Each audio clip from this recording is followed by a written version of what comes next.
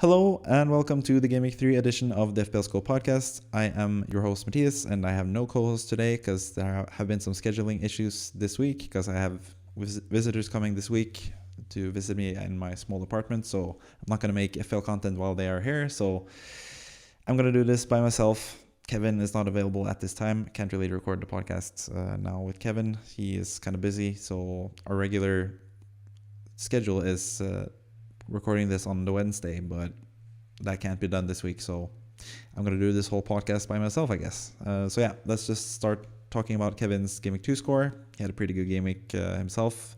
8 points from Saliba is the latest points he got in. Clean sheet and 2 bonus points for Saliba. Really lucky for those of us that managed to do the Gabriel to Saliba move, because Gabriel once again came off the bench, got 1 point, while Saliba got 8 points as the starter. So now it has actually gone from being just a 4-point advantage to being an 11-point advantage from moving from Gabriel to Saliba right before the deadline. So any of you that were unlucky unlucky enough to stay with or keep Gabriel because he didn't get the news in time that he was going to be benched most likely in game week 1, sad times for you, but it's good times for Kevin, who gets further points from Saliba. Didn't really get much from the other Arsenal attackers though. Gabriel, Martinelli and Saka, both of those guys got 3 points. Neither really managed to do much against Crystal Palace. And Saka wasn't even on penalties, which is quite a turn of events that we didn't really foresee. So Arsenal, a lot of stuff happening with Arsenal that we couldn't really predict. The way they're playing is making Gabriel sort of not part of the major plans, even though Arteta has said now that Gabriel is going to play a lot of games. But Gabriel Martinelli, speaking of Gabriel, he came on when Arsenal got down by one man because Tomiyasu got a stupid second yellow card, and that resulted in a red card. And at that point, they wanted to defend their lead, so Gabriel Martinelli got subbed off and Gabriel Magalhaes came on. So yeah, that's kind of worrying for Martinelli owners as well, that he got subbed off after 67 minutes. Martinelli was not happy with that, but he also was kind of quiet most of the game. He had like a pretty big chance after 3 minutes of the match where he missed it. But yeah, that was the Arsenal match. They got a penalty. Ødegaard took it rather than Saka, which was surprising. Ødegaard ended up with the goal and the bonus points. 11 points from Ødegaard, 3 points from Saka, which is the opposite swing of last week, where Saka got the 10 points and Ødegaard got only 2, I think. So yeah, those guys have matched each other. And Martinelli, another kind of not so inspiring performance for those of us, or those of you that have him. But people might have Mbeumo instead, and he had a really good game week with 16 points. Once again, one of the best players in FPL currently. I had him as my number 3 pick in the weekly wildcard draft that I did. That you can watch that video on this channel right now. And Mbeumo was just a really good pick. So yeah, I've talked about also all the other matches apart from the Arsenal match on a different video as well on this channel. That is the weekend walkthrough. I do that every Monday where I recap all the weekend matches, but I didn't recap the Monday match because that hadn't happened yet when I recorded that. But so yeah, I figured I'd talk a little bit about Arsenal in this podcast with Saliba, Saka, Martinelli, especially for Kevin's team. But yeah, other than that, Salah captain for Kevin. He went with Salah against Bournemouth rather than Haaland against Newcastle, and it paid off, I guess you could say, but could have paid off by more because Salah obviously missed the pen, but Haaland could have scored as well against Newcastle. So yeah, but got a little bit of an advantage there. So you can take anything that you can get really if you're a Salah owner like Kevin. But other than Salah and Mbeumo and the always really good Estepinian and Saliba, not the best game week. João Pedro didn't play, 0 points. Probably someone you'd look to get rid of. Tarkowski, 0 points. Everton defender, probably someone you're looking to get rid of potentially. We're going to get into Kevin's future plans as well, but he doesn't really have much money in the bank, or he has no money in the bank, and he has no real good ways of getting money either, apart from selling someone like Salah or Rashford. So yeah, we'll get to see Kevin's plans later on in this podcast, or potential plans for Kevin. When it comes to the other member of the FPL Scope, the other founding member of the FPL Scope, I should say, we have Kimo, and he got 54 points, but he also took a hit for -4 points to do a double transfer. He did transfer out Martinelli because he didn't really like what he saw from Martinelli last game week, and that sort of worked out. And selling Wan-Bissaka also sort of worked out, but Getting Madison and Chilwell didn't really result in the points that Kimo was hoping for, because Madison had a much more quiet game, and he was also leaving the game on crutches afterwards. So yeah, kind of a worrying future there for Madison. And Chilwell, Kimo said that he wanted not expected, but he thought that potentially he could miss out on a Chilwell 12-pointer against West Ham if he didn't get Chilwell. That's why he wanted to do these transfers. And he also had like time constraints, because Chilwell was going up in price. So he had the exact money to do Martinelli to Madison and Wan-Bissaka to Chilwell. So he pulled the trigger, but didn't really work out. -4 to get 1 point from Chilwell and 3 points from Madison.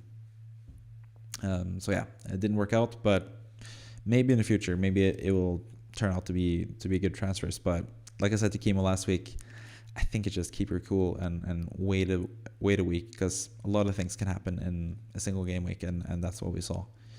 Other than that, he has a pretty good team. He has Mitoma rather than Mbeumo. Mitoma got 12 points, so that's not too bad. That's 4 points less than Mbeumo. It's really good. Mitoma had that fantastic goal as well, had the assist for the Estupinian goal, and that beautiful Maradona-esque goal.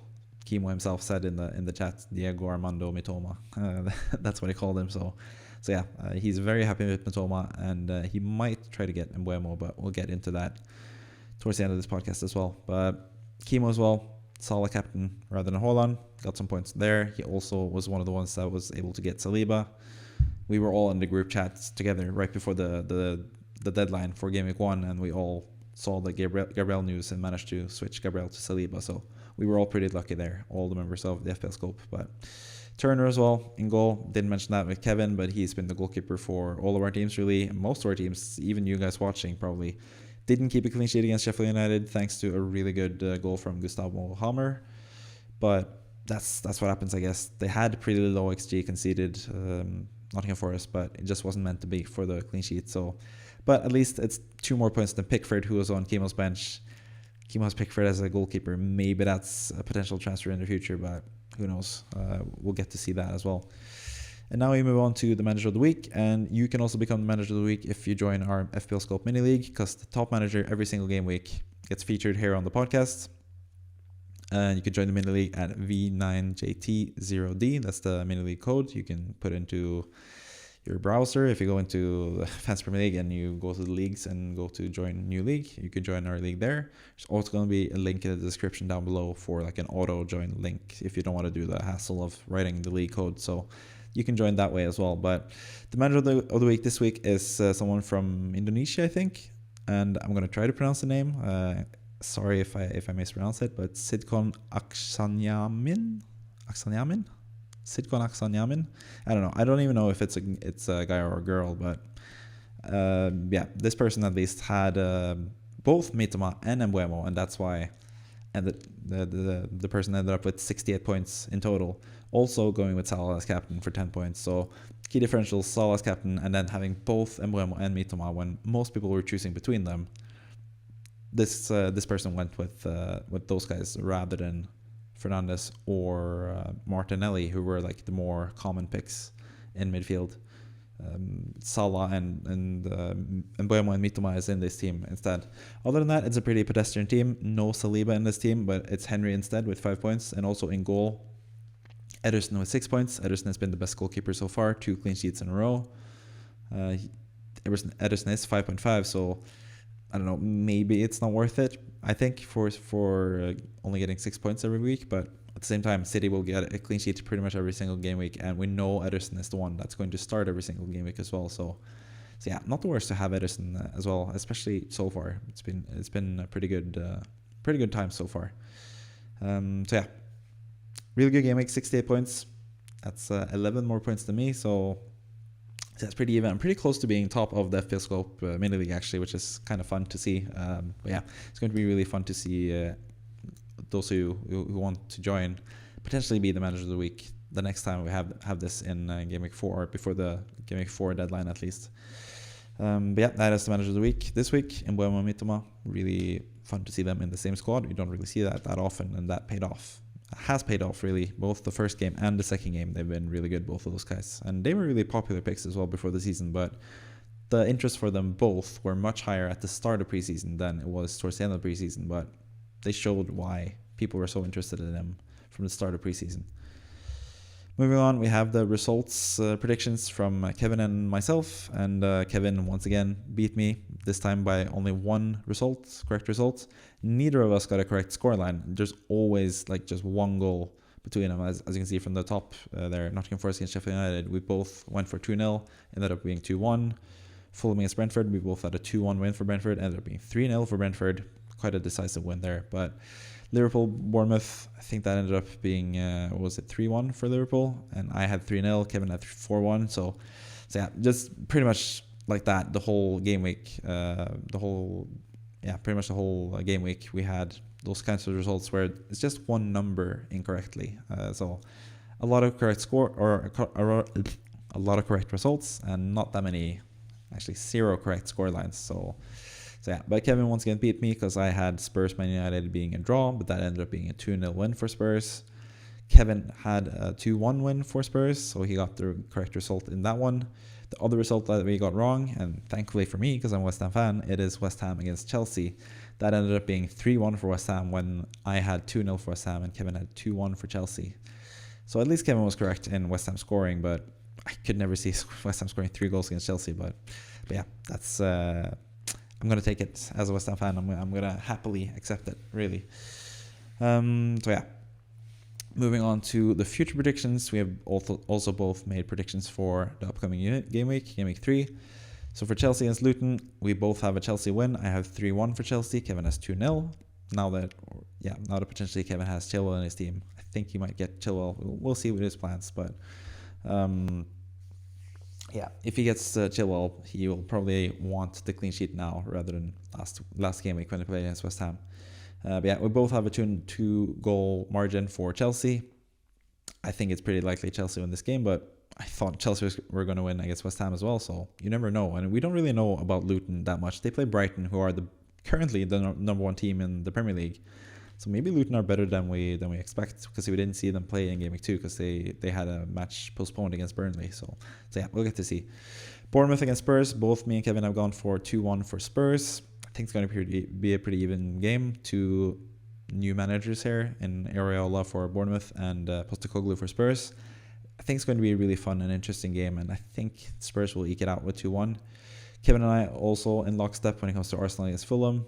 Or no, pretty much. I have 3-0. Kevin only has 2-0 for Arsenal against Fulham. I think I was closer to going with 4-0 than 2-0, to be honest, but I went for 3-0, which is kind of like the normal. If you want to go with like a template big win, it's 3-0 for one of the teams. Brentford against Crystal Palace, we also both have Brentford wins. I have 2-1 for Brentford. Kevin has 3-1 for Brentford against Palace. I just think Palace are better defensively, that they can keep it kind of tight, but I still think Brentford are a better team than Palace currently, and especially at home. I think they're going to eke out a win, but not by much. Kevin thinks slightly more. Everton against Wolves. I actually have this both of us actually has this as a positive result for Everton. Kevin is obviously an Everton fan. That's why his score predictions there on the side are in Everton colors. Mine are in the West Ham colors. But yeah, Kevin has a 2-0 win for Everton against Wolverhampton at home. I have 0-0 because I think both these teams just can't score goals. So I think this seems like a very typical 0-0 type of game. But yeah, both of us have clean sheets for Everton, which is kind of interesting because a lot of people are looking to sell the likes of Pickford and Tarkowski from their teams. So maybe you should hold off on that if Everton can keep a clean sheet. But I think personally, if I have to pick one of these teams to win, I'd probably go with Wolverhampton because I think they have looked better so far, even though they have lost both matches. They have been creating a lot of good chances in both matches. So if I'm going to choose a winner, I'm going to go with Wolves, but I think this is one of those games that could easily end up being 0-0. Man United, Nottingham Forest, we both have 2-1, both Kevin and I. Man United probably going to eke out a win, but I think this might be more close than people are expecting. The Man United against Nottingham Forest game. I think Nottingham Forest have looked pretty good so far. They only lost by 2-1 against Arsenal, who are a really good team, and then they beat Sheffield United 2-1 pretty easily as well. So Man United have not looked impressive, while Nottingham Forest have looked pretty decent. So it's going to be a tight game, but I think Man United, they still have the better team than Nottingham Forest, and especially if Rashford plays on the left this time, they could get some goals and could get some decent returns there. Then we have Brighton against West Ham, and we both have big wins for Brighton. I have the biggest win for Brighton. I have 4-0 for Brighton against West Ham. I've kind of bet against West Ham every single game week so far, and it has ended up being incorrect. So I can keep that streak going because I support West Ham, so I want West Ham to win. So, but yeah, I know Brighton against West Ham. They always beat West Ham, Brighton, and 4-0 is the same result as last year, which was one of Declan Rice's worst matches, by the way. But he's now at Arsenal. Played a really good game against Crystal Palace, I should say as well. Really happy to see that as a Declan Rice fan. But yeah, Brighton, I think, are going to demolish West Ham. So this is why I'm sort of uneasy about selling Joao Pedro, because if he plays from start, he could get a huge return, especially if he gets a penalty. But yeah, I think it's going to be 4-0 for Brighton. It's a bit out there, but yeah, I think Brighton are just amazing currently, and West Ham kind of got a lucky win against Chelsea, even though second half not the worst. But Kevin has 3-1 for Brighton, who are looking really good so far. Burnley against Aston Villa, we both have pretty big Aston Villa wins. I have 3-1. I think Burnley are actually pretty decent. Like with Luton, we have only seen Burnley for one match since they came back to the Premier League, and that was against Man City, which is obviously a really tough match. So yeah, I don't really begrudge them for struggling in that match. So yeah, I think it could be closer than we expect. It's also Burnley at home, so they'll be really up for the game. But as we saw at Man City, if they play against a good offensive side, they can concede goals, and that's what's going to happen against Aston Villa, I think. But I think Burnley, to their credit, will get one goal back. But Kevin thinks it's going to be just a straight-up 3-0 win for Aston Villa. Sheffield United against Man City. Pretty obvious, the worst team in the league against the best team in the league. So I have 4-0 for Man City. I think they're going to just run over Sheffield United and beat them quite handedly. This might even be like 6-0 potentially, but Kevin has gone for 2-0 instead, which I guess is fair enough. That's sort of like the templates pick against Sheffield United, just going 2-0. Sheffield United can't score, and they're probably going to concede 2 goals or more. So yeah, 4-0 for me, 2-0 for Kevin. And the final match is probably the most interesting match of them all, and that is Newcastle against Liverpool. It's going to be really interesting to see the difference between Newcastle and Liverpool, especially seeing how Newcastle got the 4th place ahead of Liverpool last season. So we both Kevin and I have Newcastle winning this game. I have Newcastle 3-1, and Kevin has Newcastle winning 2-1 against Liverpool. So yeah, that's going to be a fun game for sure, and that's going to end the whole game week. No Monday game this time around, which is really nice for me. Doing the weekend walkthrough, I can talk about all 10 games on the Monday, so looking forward to do that as well. Next up, we have the Fixture Ticker, which is something we always look at here on the FPL Scope Podcast. And there's not really that much to talk about here. I usually ask Kevin a couple questions about the teams that he likes to target and stuff. As you can see, the top 3 teams are Man City, Chelsea, and Brentford. Currently doing really well in terms of at least getting some points in FPL. Chelsea not so much now against West Ham, but Chelsea looked good in the opening game against Liverpool, and now they have such easy matches that it seems like a really good idea to load up on Chelsea players. Man City likewise have the best fixtures. They're the best team. They're also going to have a lot of nailed players. I know Jeremy Doku is now about to join Man City. Probably not in time for the Sheffield United match. Potentially not in time for the Fulham match either. But post the international break, which is between Game Week 4 and Game Week 5, Doku is going to be embedded into the squad, and that's going to make some rotation happen. But still, I think the likes of Foden and Alvarez are still going to play quite a few matches. So I think they are really good options on top of having Haaland, obviously. So yeah. City, Chelsea, and Brentford especially as well, with the way they've started the Premier League so far and the cheap assets that they have in Mbeumo and Wissa and Henry and even Flecken as well. You could easily load up on Brentford. And like I said with Everton, they do have pretty easy fixtures, especially the next 2. So I think if you have Pickford or potentially even Tarkowski like Kevin, I think personally you should just stick with them in Game Week 3 and Game Week 4 and just see what happens there. If they can't keep a clean sheet against Wolverhampton or Sheffield United, that's it. Then you're not going to get a clean sheet the whole season probably if you can't keep a clean sheet in any of these 2 games, because those are 2 of the easiest games to keep a clean sheet in. So yeah, keep Pickford for now is my suggestion. But yeah, if you're tired of seeing Everton concede goals, then maybe not. Maybe you want to just get rid of them right after that horrendous loss against Aston Villa. The other team to note here, I think, which is not that high up in the rankings, that is Tottenham, because they have 3 really nice fixtures coming up now in Game Week 3, Game Week 4, Game Week 5. They have 2 of them away.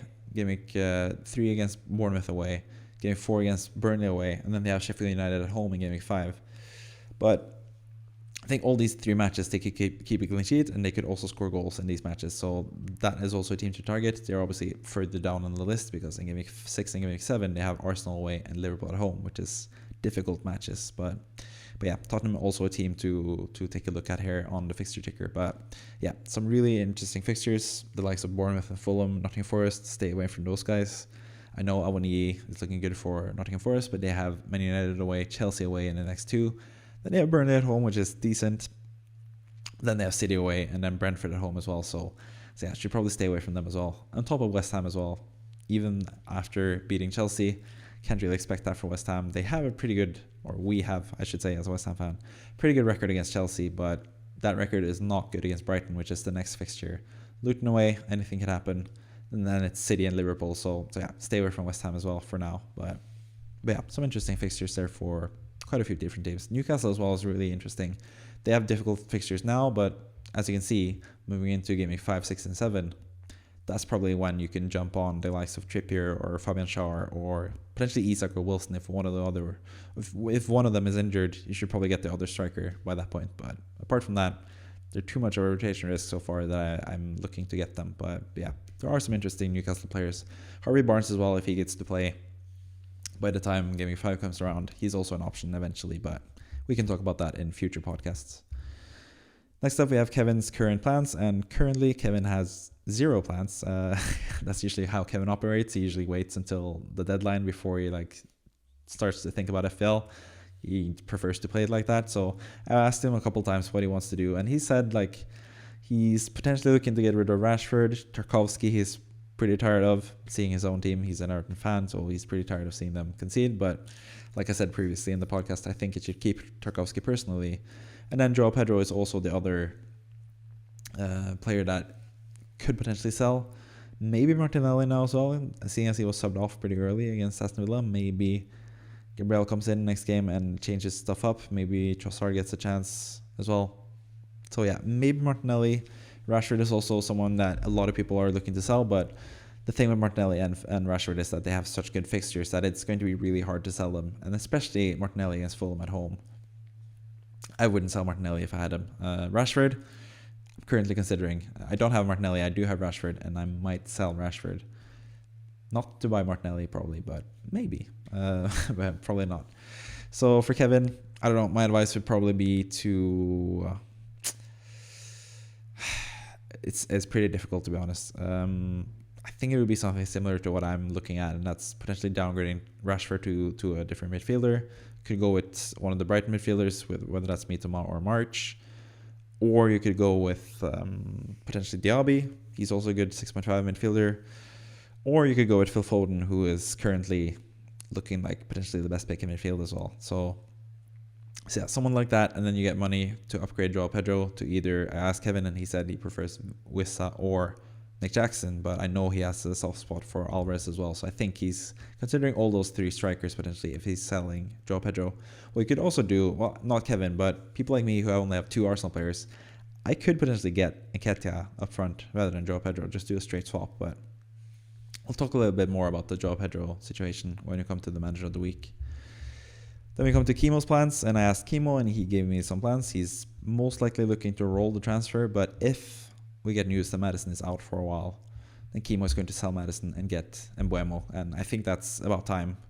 Kimo was kind of unsure about Mbeumo before the season, but I think he's proven Kimo quite wrong, so I think this is a good transfer in general, really. But if Maddison is fit to play already against Bournemouth, then sure, keep Maddison. But if he's out for the next 3 game weeks, which is when you need or when you want Maddison to play, I'd probably look to sell Maddison to Mbeumo. So I think that's a sensible move from Kimo if he does that.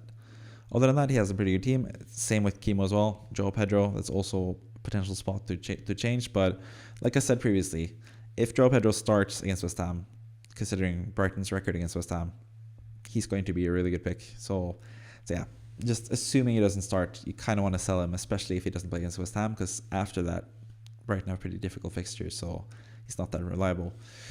And lastly, we have the manager of the week, and this manager has 1 free transfer and 0.5 in the bank. So I hope they managed to do Joao Pedro to Wissa in time, because that would be the perfect transfer. But seeing as Wissa got a price rise 2 days ago, I think, or 3 days or 4 days even when you're watching this, right at the start, or right at the start of the potential transfers for Game Week 3. If this manager managed to sell Joao Pedro to get Wissa, that would be the perfect transfer.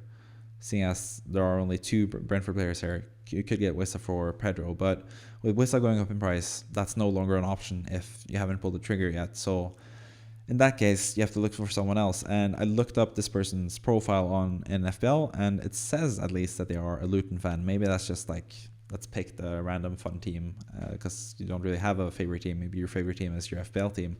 But if you are indeed a Luton fan, then going for someone like Carlton Morris, who has pretty decent fixtures, if you go back to the fixture ticker, Luton are pretty good fixtures, apart from this next fixture against Chelsea away. But Chelsea just conceded 3 goals against West Ham, so yeah, maybe that's actually a team to target still defensively.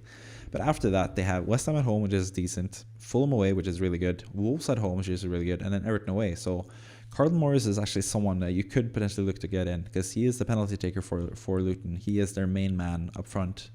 And Luton are kind of a wild card. We don't really know what they can do, and especially at home eventually, because they haven't played at home this season. They played away against Brighton and obviously struggled, but they created a lot of chances, and Morris even got a penalty that he converted, and he had another big chance as well. So Morris is a decent 5.5 option for any of you guys with no money in the bank to get Joao Pedro. But like I said, hopefully this manager managed to get Wissa in for Pedro in time. But if not, especially if you are indeed a Luton fan, or if you want to be a Luton fan, or if you want to become a Luton fan, potentially, getting Carlton Morris would be really interesting and fun pick.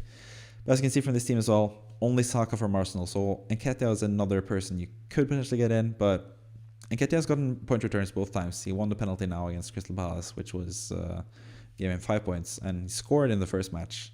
He's also missed a bunch of chances, and I know Gabriel Jesus is coming back sooner or later as well, so that would be a really temporary pick as well. But yeah, that's also an option, I guess, if you want to go with someone else. So you could also just roll the transfer, seeing as you only have 1 transfer.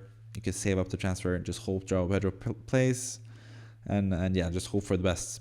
If Pedro plays, it's great. If it doesn't play, you have 2 transfers to get him out next game week, where you can get someone like Alvarez or Nick Jackson in, or potentially even Wissa if you don't have him already. So anyways, that has been the whole FPL Scope podcast for this week. I ran through it by myself, no co-host this time, but next week Kevin is going to be back. It's going to be a good time, so if you want to see that, subscribe to the channel. I hope you enjoyed this video. I hope you enjoyed me rambling a bit, because yeah, I speak pretty fast and I just try to get through this pretty quickly. But either way, I'll see you next time. So thank you and goodbye.